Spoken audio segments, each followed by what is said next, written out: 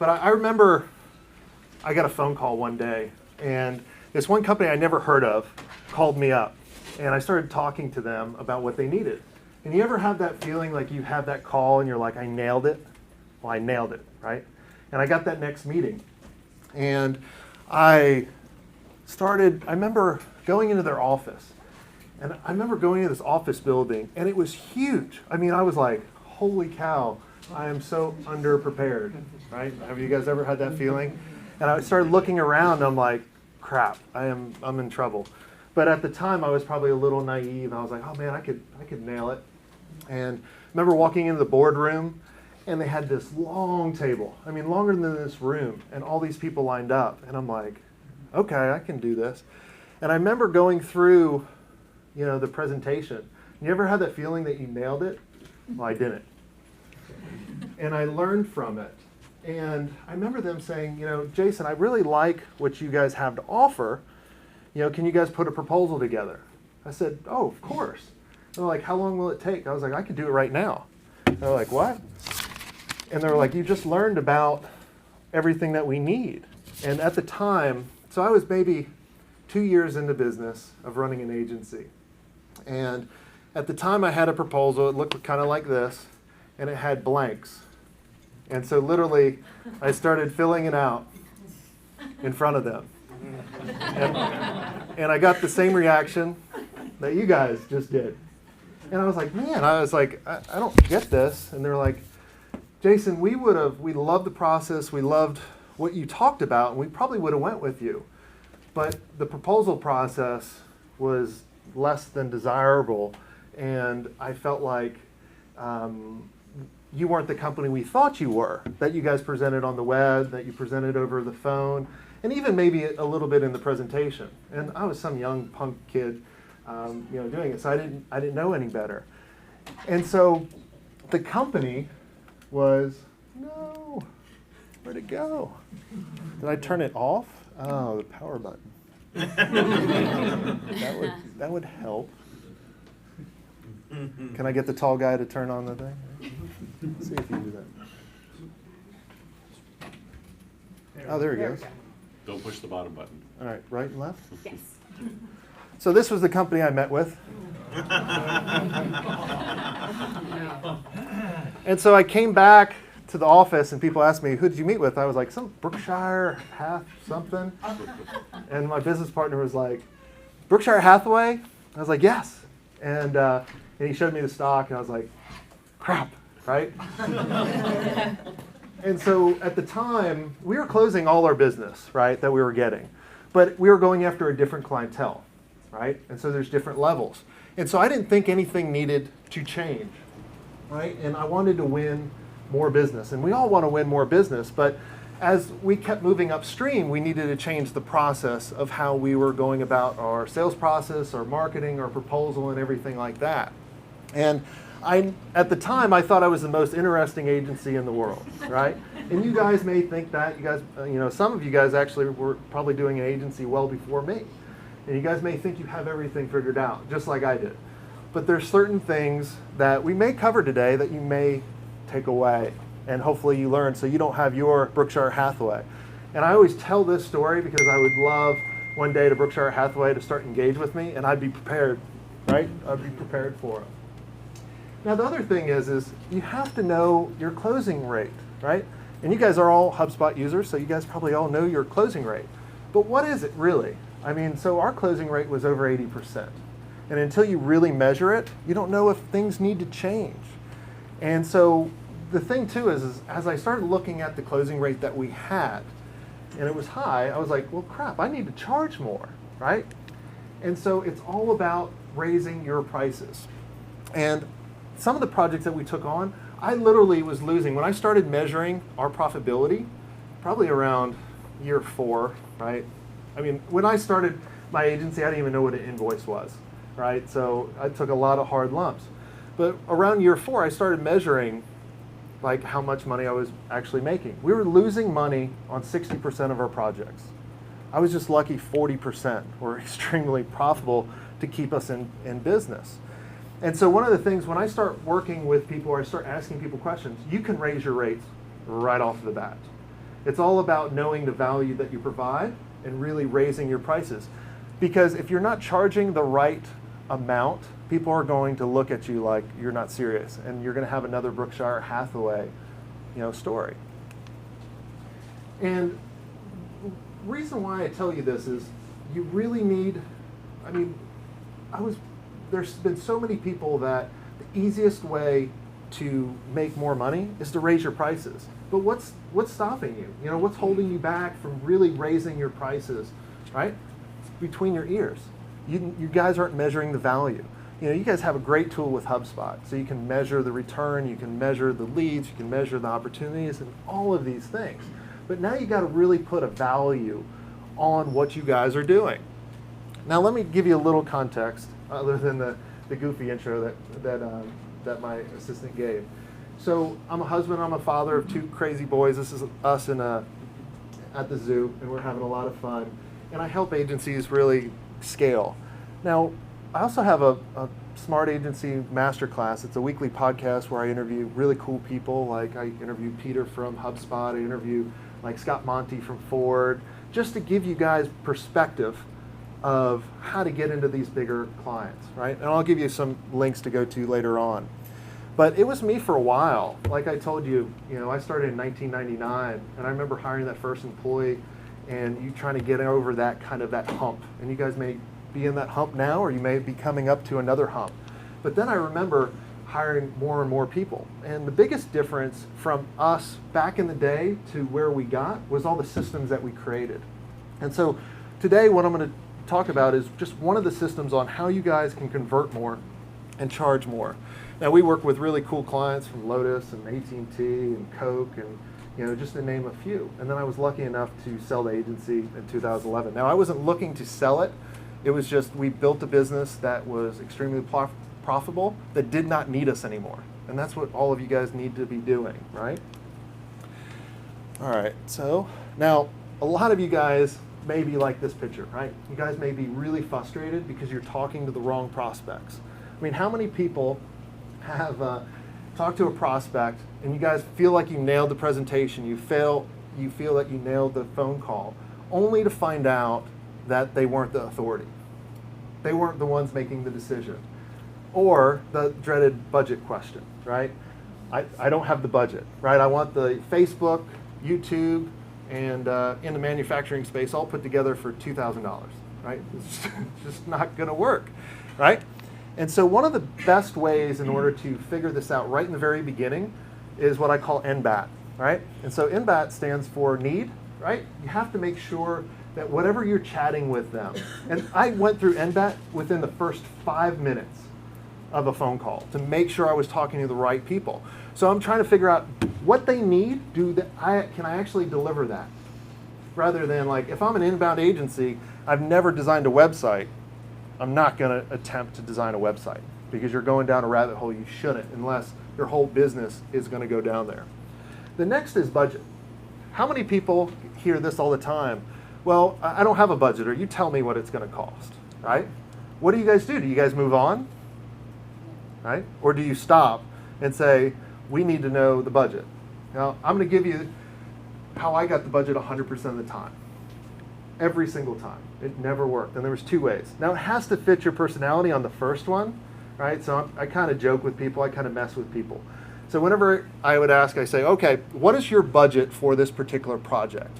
And they say, well, I don't have a budget. I'll be like, oh, that's awesome. I love working with people that don't have a budget so we can spend millions of dollars and test and really figure out what works for you.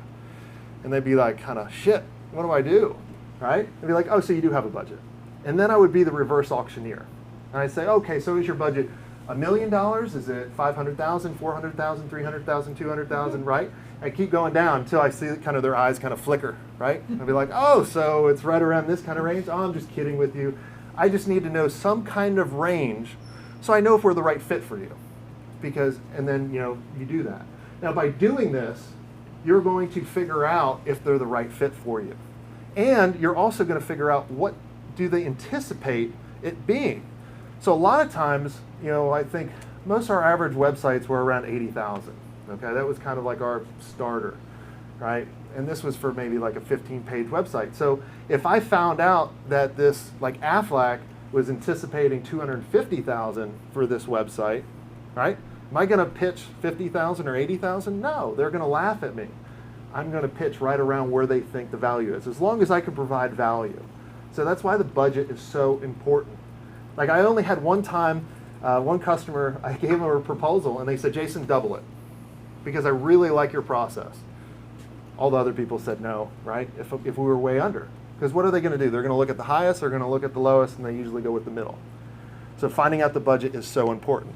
The other thing is authority. Make sure you're talking to the right people. It doesn't matter if it's their title like a CMO, right? The CMO sometimes doesn't have the pull in order to do that. One of the best questions that I would always do, and I would say, how does this, of what you're telling me, what you want to do right now, how does this align with your company goals and your vision? Ask them questions that someone that in a non-authority spot would not know. And they're going to say, oh, you need to talk to Bob. Oh, great, who's Bob? Oh, he's the CEO. Great, can we get Bob on the phone? I need to chat with him about this. It's a nice way of saying, stop wasting my time and let's talk. Okay? The other thing is timing. How many of us have taken on projects that the client had the most unrealistic timing in the world, right? And you've gotten burned, right? I've learned a very valuable lesson that there are 3 types of prospects. There are the prospects that don't need you. There are the prospects that need you, and there are the prospects that need you that you can actually be successful at.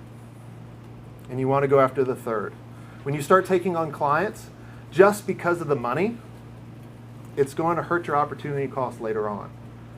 It may be a nice loan for you now, but you got to do that. So if you guys have salespeople, or if you guys are still vetting them in the very beginning, make sure you think of NBat, right? Need, budget, authority, timing, within the first 5 minutes, right?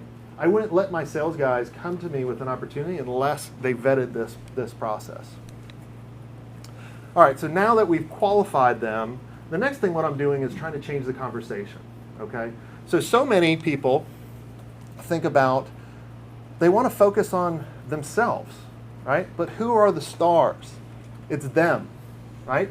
So when I go to, the perfect example, if I went to probably a lot of different websites out there, it talks about my portfolio, talks about my process, talks about my people. Well, that's focusing on you versus making the visitor the star. And the same thing goes in the sales conversation. So what you need to do is ask questions. We would have a competition with our sales guy and be like, how many questions can you ask? Right? Before you tell. When you're telling, you're focusing on you. If you can ask, you're focusing on them. And it's going to make all the world in the difference. You know, one of the examples is Lotus Cars came to us for a website.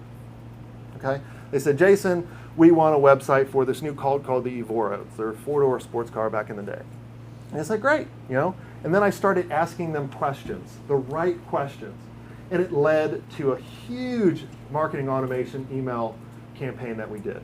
I mean, it was $1 million account just by asking questions. And we separated ourselves from all the other agencies that just focused on websites because we asked the right questions.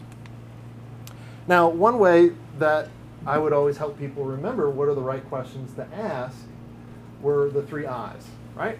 So my first question is what's the biggest issue? What's your biggest problem that you're having? What's keeping you up at night? Why are you calling me?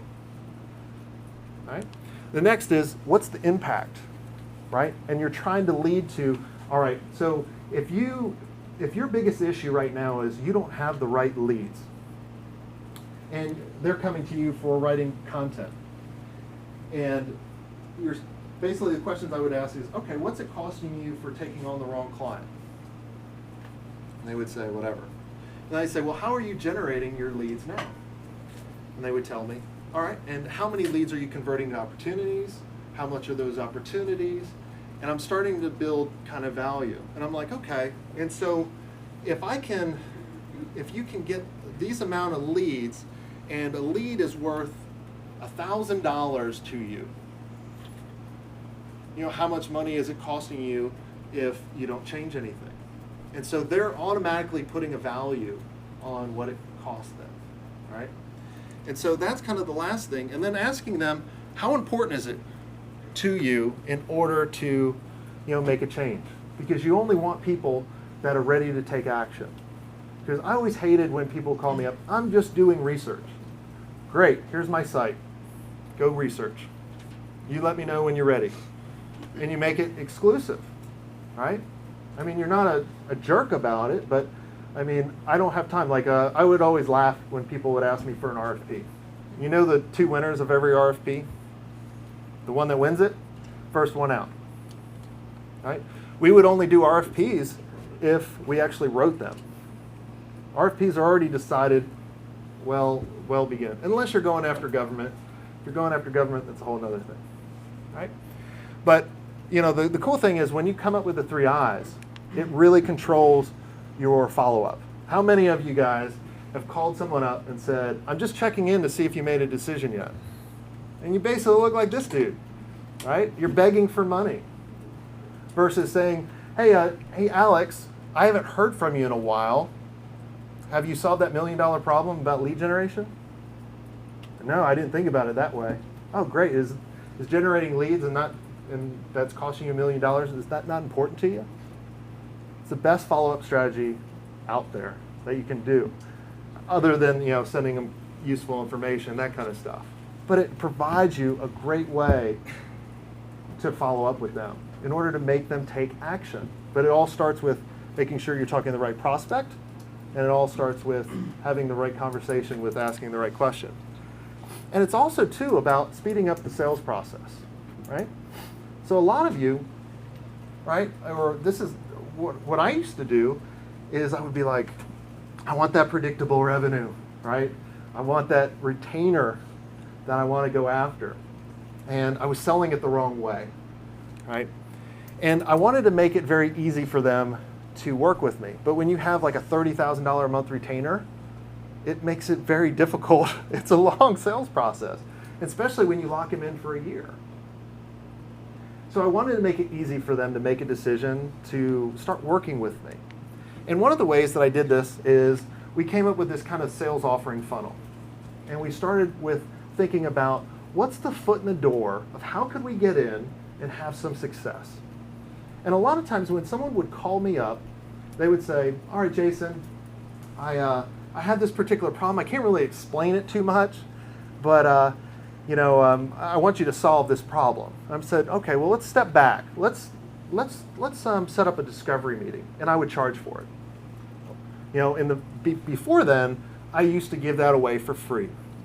And what I want to do is train them to pay me, right? Everybody wants that. And the cool thing is the stats show, when I started looking back, they're 20 times more likely if they gave me a check, and I didn't care if I made money on the discovery or not. That's not the point. But they're automatically trusting you, and it puts you in a vendor role right away. Okay? And so you got to think of that foot in the door. And a lot of times that foot in the door could be some kind of slice off of what you're already doing. It could be an audit. One of the coolest ones that we did. So we were more of a user experience and development shop. And we didn't do anything around pay-per-click or SEO, but we found a partner that would do a pay-per-click audit for us. So we found out and we said, all right, anybody spending over $10,000 a month with AdWords is our target market. Because if they're spending $10,000 a month on AdWords, they can probably afford a $100,000 website. And so what we would do is physically cold call them and say, hey, I know you're spending over $10,000 a month in AdWords, freak them out too, and they'd be like, how do you know that? There's a lot of opportunity out there that you might be missing that we find that people spending this much. We'd love to do an audit, and we charge $2,500 for this. We got almost every one that we called because it was targeted, we knew our audience, and we got in. And then that audit shaped into a project. And so one of the things, I know some of you may go straight to a retainer, right? We wanted to go to a project where we were going to try out something for 90 days because we knew we could deliver. And we knew once we got in that they would want to keep working with us. The cool thing about a project, like let's say we did a $100,000 project, we get 50% up front. So it helped their cash flow. Right? It's really nice that HubSpot's going to give you guys a ton of money. That's awesome, right? I want that money too. But this is a way that you can build your own cash flow very quickly so you can hire the right people. And then after we did this, then we would go after the retainer. Now, never call it a retainer. Change the terminology. Okay. Case in point, like when I was flying up here, I was in zone 1, and I was like, oh man, I'm a big dude. I'm in zone 1. I'm going to board the plane first. I didn't know they had like diamond, platinum, gold, green, brown, red, disability, veterans. I mean, I was like last. I was like, I can't believe I can find a space for my little computer. But they changed the terminology. I felt special for a brief moment, right? One of the things that we always called it was like kind of continuous improvement, rather than a retainer, or an workshop or training or something other than a retainer. It just has a negative connotation. So we would never go for that retainer right off the bat. That's the secret, okay? When you're going into these big guys, we did this with LegalZoom. So we built all of LegalZoom, from the development, the brand, the design, all of that, and we started off with a foot in the door. They came to us with an idea of what they wanted, and we said, well, let's map it out. Let's map out exactly what you want. And we're going to give you a roadmap. We're going to give you a blueprint. You can go do this yourself if you want. We hope you work with us afterwards. That's key, and you have to tell them why. And then if you like it, then we can talk about working. And then we would go to a project. And then after the project, obviously they needed help with marketing and getting their message out there and all of that. And just sped up the process. And this was, a really, really big account. And that's how we got into some of those. IHG, I interviewed them on the podcast. If you go to here/4, if you want me to spell out 4, I will, but it's right there. So I interviewed the CMO of IHG. And I said, how does a smaller agency get into a big brand like you? Everybody know who IHG is? International Hotel Group? Okay. And he goes, it's simple. I get calls all day long saying, hey, connect on LinkedIn, all that. It's like, hey, I'd love to take you out to lunch and see how I can spend your money. He's like, no, it doesn't work. He goes, if someone called me up and said, I have something unique in the hospitality space that you may not be aware of, I'd love to chat with you. And what they would do, and what he said he would do, is he always had about $40,000 or $50,000 for play money to try out other agencies. It's pretty cool. And so I was like, that's great. So think about, what are the little things that you can do in order to get into some of these bigger accounts? And you can actively call. I mean, I know we're all inbound and we all want this business coming to us, but there's a great opportunity to go out and get it as well. Or hire someone to go out and really be different and provide value. I mean, you're not selling, you're helping, right? You think about, when we called for doing the $10,000 or the $2,500 audit, we were helping them. We were giving them and solving a particular problem, letting them kind of get a little taste, right? It's kind of like what HubSpot's doing with their CRM. Get a little taste, and then I got you, right? And provide value. Now, on the proposal process, when you get to the proposal, there's the right way and there's an order to do it, okay? And most people do it wrong. And I always looked at a proposal as you have to get it in the right order, just like a phone number, right? If I get my 7 digits, is that phone number 7 digits? I can't remember. But if you get my numbers out of order, you're not going to reach me. And that's how I looked at a proposal. And that's kind of where I came up with kind of 8 steps in order to close more proposals. And one of the things when I look at agencies' proposals, they always start with themselves, right? The about section is right after the cover letter or the nice letterhead that you have it on. It's the wrong thing. It's focused on you. You need to focus on them. And so your about section should be at the very end. And then include about the culture, about the team, about what separates you and makes you unique, right? So we would put in there we'd make up titles. Like my title at the agency was like company commander, so we'd put my stupid little bio in there, and we'd have the project managers like mission controllers. So they got a unique sense of who we were, but that's after everything else, okay? So don't put that in the beginning. The other thing is the executive summary is one of the most important parts of a proposal, and so many people leave it off, or they get it wrong. The executive summary is not a place to summarize what's in the proposal, right? It's supposed to be, what are they going to get? Now, I would always do kind of like a little neuro-linguistic programming, NLP, in there. And so I'd state two obvious facts that I knew was true, that they knew was true, because then they're going to believe the next. Okay, so if they're coming to me for a website, I could say, look, if having a new website is crucial in the 1999, right? And you need to get off the yellow pages or whatever. So it'd state stuff that they needed, that they knew was true, so they believed everything else. And then I would always kind of reinstate what they wanted most, right? Why are they coming to you? And you can go back to the 3 I's that we went over, right? Issue, importance, impact. And you're basically reinstating that in the executive summary. I would tell them I would address any concerns that they had, right? And the other key, how many people have sent a proposal and the client gone completely dark? Raise your hands, I want to see. Everybody, because if you're not raising your hand, you're lying. And I've had this happen a lot of times. Do you guys want to completely stop that? I mean, altogether. Like, never send a proposal and the client go completely dark. You want it? Don't send the proposal. I mean, you don't send it. You go over it with them. You review it with them. And so whenever anybody would ask me, like, hey, just send me your proposal, I'd be like, we don't do that. What's a time that we can review the proposal with you? And we could walk you through and see if it's the right fit for you.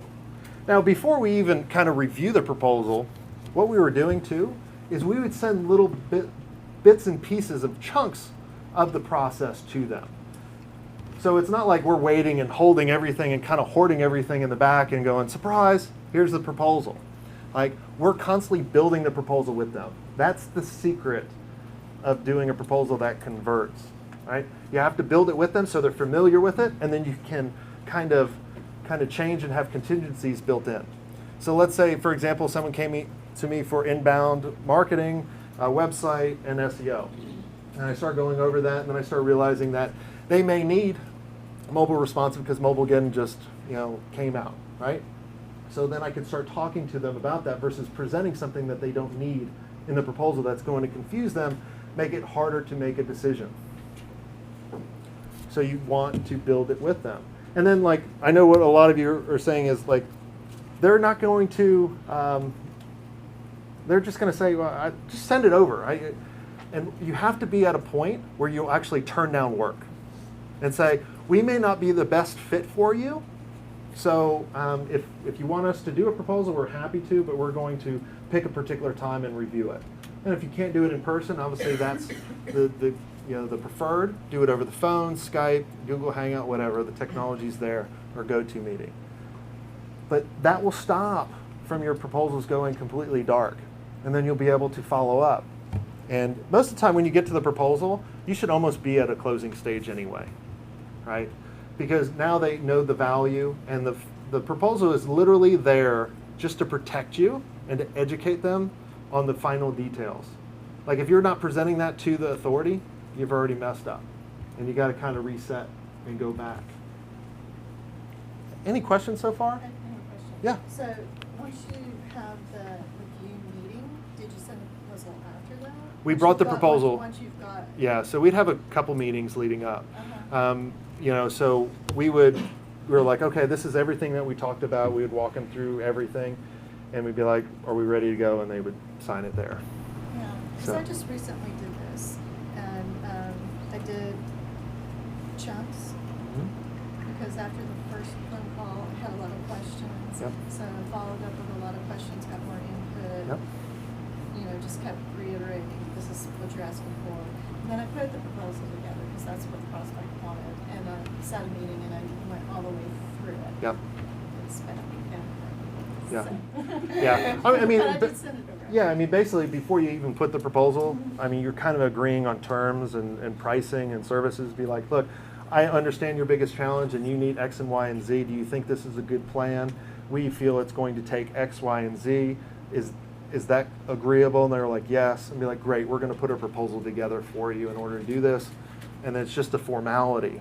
when you get to there. But you're not relying on the proposal to sell the deal. That's the key. And so many people rely on that proposal to sell the deal, and they're missing out, especially for like people like me, that we would come in and we would walk them through the process. So they're judging you on the process that I walked because I was educating them, right? So you want to be the educators, right? Because people are going to make a decision because they're educated and they know more, right? They're not going to make something just on a price. So the more you can educate them, and the more rapport you have, and two, you're still judging is make sure that you can get along with them, right? You know, you don't want to take on those, I remember I was telling someone before this, we would charge like a pain in the ass fee one time because I was afraid to say no. I couldn't say no, and so I would charge a pain in the ass fee, and then people kept saying yes. I'm like, crap. I was like, you know, they went that much more. I was like, oh, I need to charge more. But, you know, it costs you at the end of the day. Yeah. Yeah. Back on the section where you were talking about NBat and establishing that within 5 minutes. Yep. I've tried to do that before, and it just somehow the process felt rushed, and the client on the other end kind of got the impression of, you know, I was being too short. Sure. And I just, how do You can adjust it to however you want. Yeah. You know, we just had a lot of leads coming to us, and our time was so valuable. You know, you have to you can't spend an hour on the phone to find out that they're not the right prospect.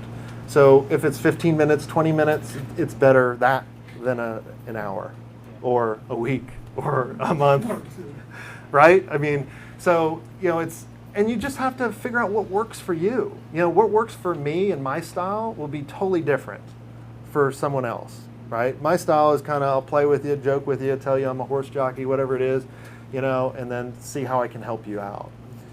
So, you know, the most important part is, though, making sure, does their need match up with you? And to figure out the budget and the authority. And then the timing can come a little bit later, but it's still, within that first call, you should know that.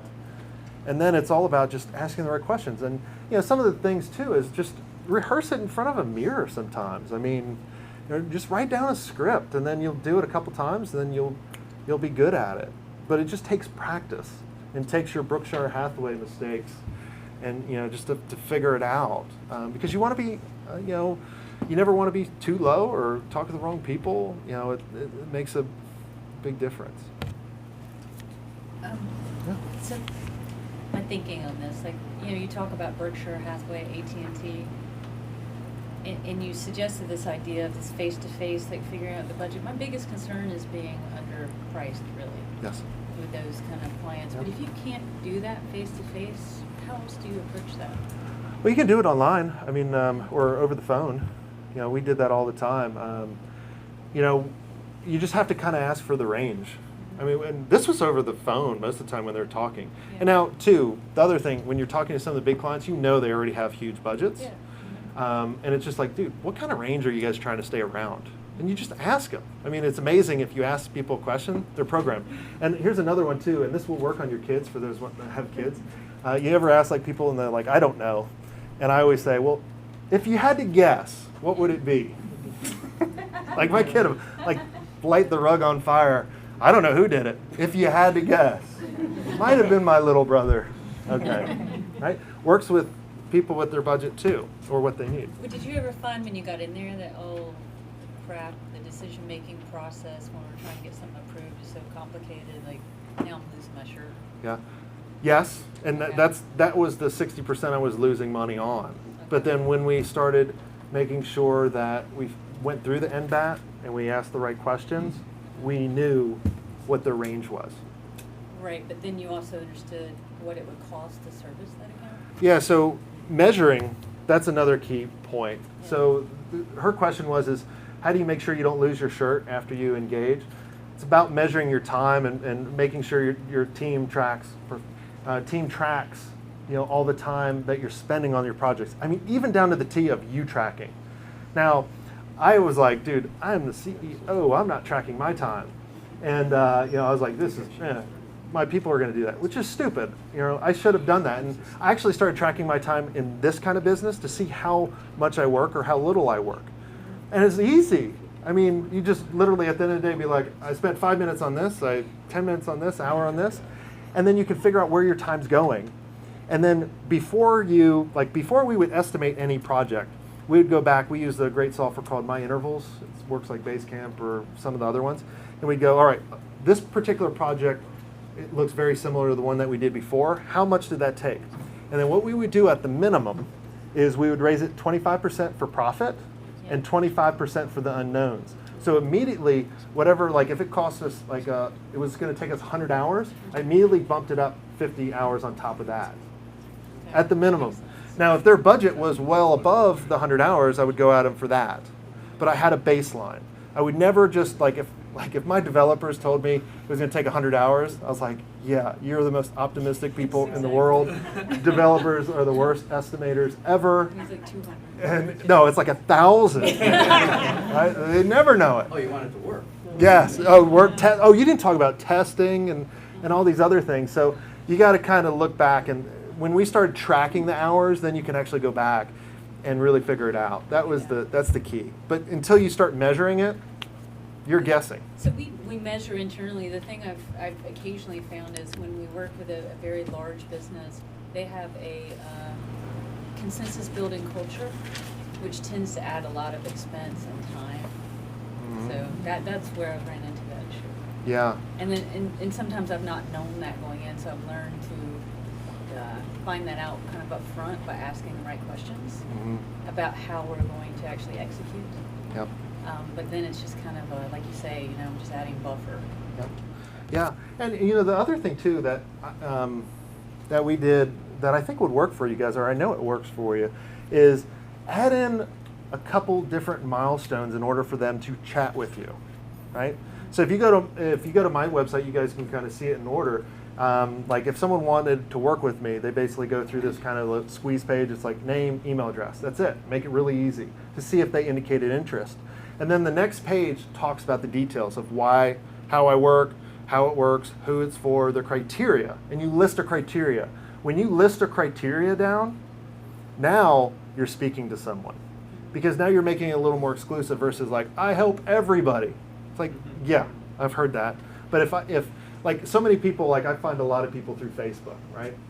And people are like, I never click on ads, but I saw your ad and it compelled me because you said, are you struggling with cash flow and generating leads? And they're like, check, check, check, check, check, right? And then I come up with this criteria. So it makes it really appealing to relate to someone. So the other part too is specialization was a really big key factor for us growing and getting to the next level where we had people coming to us versus just saying, we're just an inbound agency.